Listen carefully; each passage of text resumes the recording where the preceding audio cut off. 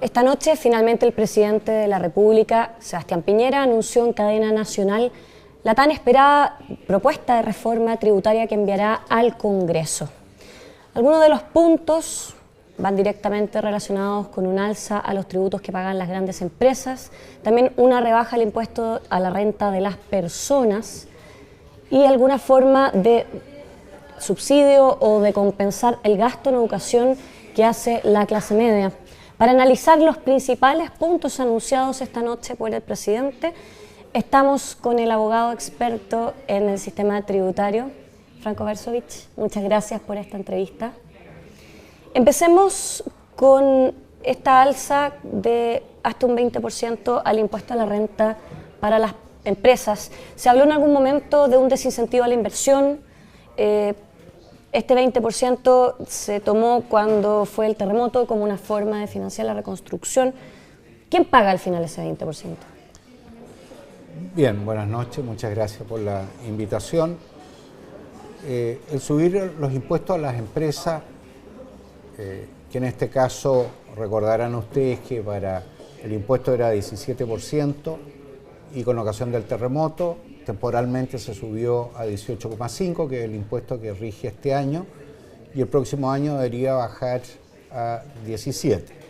Sin embargo, en el proyecto de ley aparece que se va a mantener el 20% de impuesto a la empresa en vez de 18,5% y el próximo 17%, como decía. Y esto, tal como tú dices, tiene dos análisis importantes, independiente de que uno pueda estar en acuerdo o en desacuerdo. Hay dos análisis importantes y es, en primer lugar, ¿quién absorbe este mayor costo de las empresas? Por un lado, la opción, ¿no es cierto?, es que lo absorban los socios o accionistas, y por otro, que se transfiera a precios. Puede ser uno u otro o una combinación de ambos, pero ahí va a estar. O sea, si una empresa tiene un mayor costo, obviamente que o sacrifican sus socios o accionistas la utilidad, o bien se traspasa al consumidor. Como se ve, por lo menos lo que dijo el presidente de la República en su discurso, cuando este impuesto afecta a los socios o los accionistas, obviamente que va a haber aparentemente una compensación, ya que los impuestos a las personas que hoy día están en el impuesto único al trabajo o global complementario, que es el impuesto que afecta a las personas, se les va a rebajar sus tasas marginales. O sea, al rebajar las tasas lo que va a significar que va a haber un mayor número de contribuyentes en cada tramo y va a pagar menos impuestos. Sin embargo, también hay que recordar que hay aproximadamente un 85 a 90% de los contribuyentes en Chile que no pagan impuestos a la renta, porque sus rentas son inferiores a 400 y tantos mil al año, mensuales, y respecto de ello no se ve ninguna compensación que se puede producir en este proyecto. Por lo tanto, en rigor, este alza en el impuesto al 20%, según lo que usted me dice, lo terminarían pagando el ciudadano a pie, las personas. No, claro, definitivamente ellos, o bien, claro, sea porque las empresas, sus accionistas van a absorber ese mayor costo y, como recordarás, los fondos de pensiones, especialmente los fondos A, B, C, tienen un gran componente accionario, por lo tanto las utilidades van a ser menores y va a afectar obviamente la rentabilidad de los fondos de pensiones. Y por otro lado, si se traspasa al consumidor ese mayor costo, que es otra alternativa, en no sé en qué porcentaje, obviamente va a tener un efecto en las personas. Ahora, respecto de si afecta la inversión, en eso es difícil medir eso, pero sí hay que tener presente que en cualquier proyecto que hace un inversionista chileno, un inversionista extranjero, cualquiera, va a considerar una serie de elementos, son 15 o 16 elementos para hacer su proyecto de inversión, y uno de ellos, que puede estar en el lugar 8, en el lugar 9, es el tema de los impuestos. Entonces, en igualdad de condiciones, teniendo todo el resto alineado, todos los anteriores alineados, cuando llega el tema de los impuestos, puede que eso sea un efecto en la inversión, pero eso es muy difícil medirlo. Ahora, lo importante de esto, y quiero terminar esta parte, es que lo que hay que mirar con estas reformas tributarias es cómo afectan en el largo plazo. Porque puede que sea muy bueno para recaudar hoy día, para financiar la educación, que es un fin tremendamente loable y además indispensable, pero también hay que mirar el largo plazo. Yo creo que el país tiene recursos suficientes para la esperada de recaudación que puede producir este incremento en los impuestos en lo inmediato, pero también hay que mirar el futuro. ¿Qué pasa con el tema de las tasas marginales del impuesto a las personas? Entiendo que se va a producir una rebaja de hasta un 15% a los tramos de menores ingresos y hasta un 10% a los tramos de mayores ingresos. Exacto. Aparentemente, porque bueno, uno acaba de escuchar el discurso, aparentemente la mecánica que tiene este proyecto, por lo que ha anunciado el presidente, es que por un lado suben a la empresa, pero por otro lado le bajan a las personas, y esas personas pueden ser socios o accionistas de esa empresa. Y como te decía antes, el impuesto a las personas es el impuesto único al trabajo, los trabajadores, los dependientes, y el resto de los contribuyentes en este país que pagan global complementario. También te decía que más del 85% de los contribuyentes de este país, de trabajadores, no pagan impuestos porque sus rentas son inferiores a 400 o 500 mil pesos mensuales. Ahora, esta rebaja va a ser importante en cuanto al bajar las tasas marginales, que hoy día es 40, hasta la exención hacia abajo, va a permitir, obviamente, de que los contribuyentes paguen menos impuestos personales. Y cuando habla de que el 15% se van a rebajar las tasas inferiores, obviamente que a quienes están beneficiando ahí es principalmente a una parte importante de la clase media. Hablemos de otra de las medidas que se anunciaron y que tienen que ver con el beneficio de rebajar de los impuestos el gasto que se destine en educación.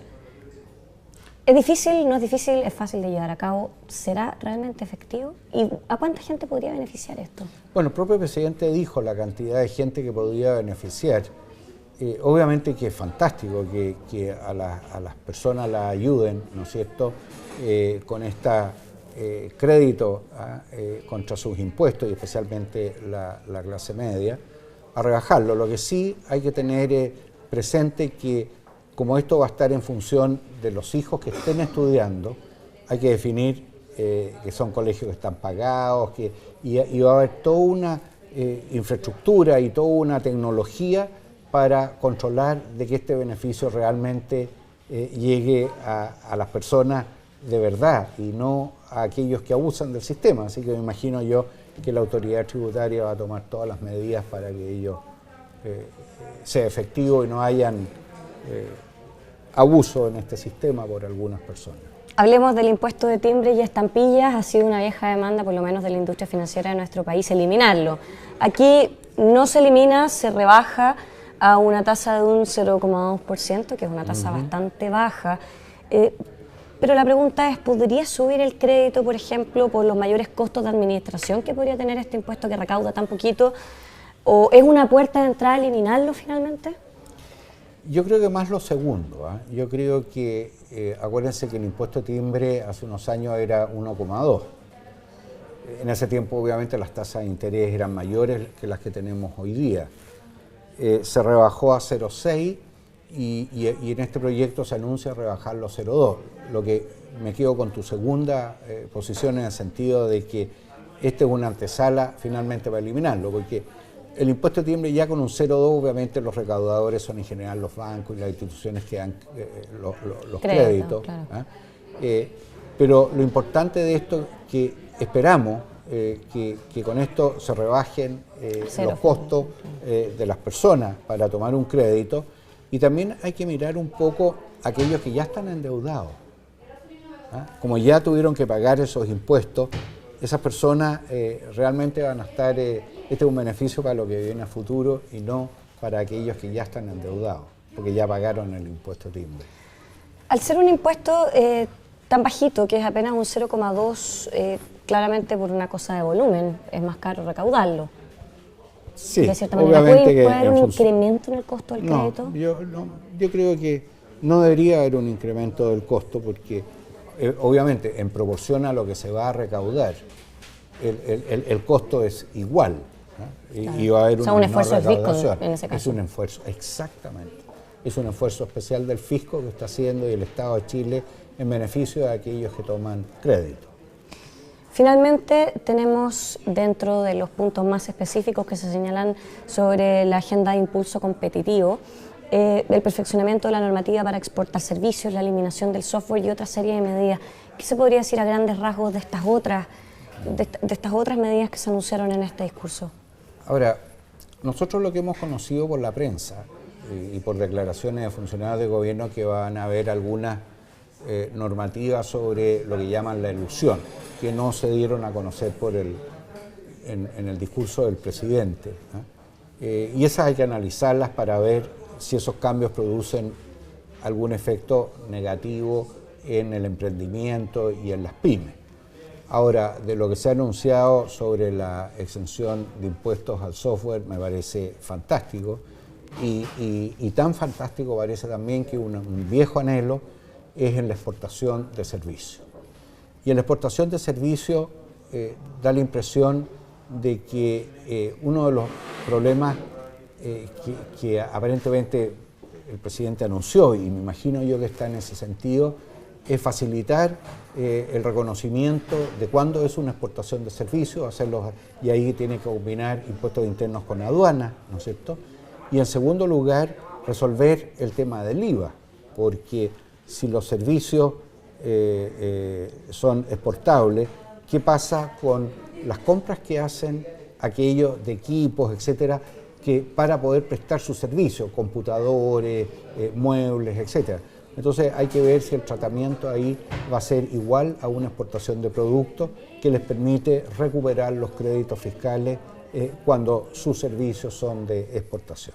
Hay una claridad y un beneficio que hay que mirar, que no sé cómo viene en el proyecto. Finalmente, y para cerrar brevemente, me gustaría preguntarle qué le parece a grandes rasgos este anuncio. ¿Es una reforma? ¿Es una mini reforma? ¿Es una reforma profunda? ¿Suficiente o no suficiente? ¿Es necesario o no es necesario hacerla? A ver, yo pienso, y lo he dicho en mis columnas en el Diario Financiero, yo creo que aquí hay dos temas, ¿no? Uno es que este proyecto es piso, no es techo. A diferencia de los proyectos que a mí me tocó ver y participar de alguna forma en los últimos 20 años, normalmente eran techo. Aquí es piso. Y segundo, aquí hay un efecto político. Yo no soy el más indicado para comentarlo, pero obviamente que este proyecto va a producir diversas reacciones. Entre ellas, unos dicen que es poco, otros dicen que es mucho, otros dicen que es necesario. Bueno, hay un debate en el Congreso que está pendiente. Exactamente. A mí me da la impresión, en primer lugar, que este proyecto es piso. No para es entrar techo. a discutir al Congreso. Para entrar a discutir al Congreso. Y a mí me da la impresión que de acuerdo a la suficiencia o insuficiencia de este proyecto, esta va a ser una materia importante para los futuros candidatos a la presidencia de la República. Es decir, este proyecto no se vota de aquí a que termine la administración Piñera, ¿sí? Se termina, pero lo que pasa si es insuficiente, o mucha gente lo considera insuficiente, es el preámbulo, el anticipo, a que este va a ser uno de los temas importantes para los candidatos, a ver si las reformas tributarias o las modificaciones tributarias que se van a aprobar en el Congreso van a ser suficientes o insuficientes y hasta dónde. Y ahí llegan las ofertas.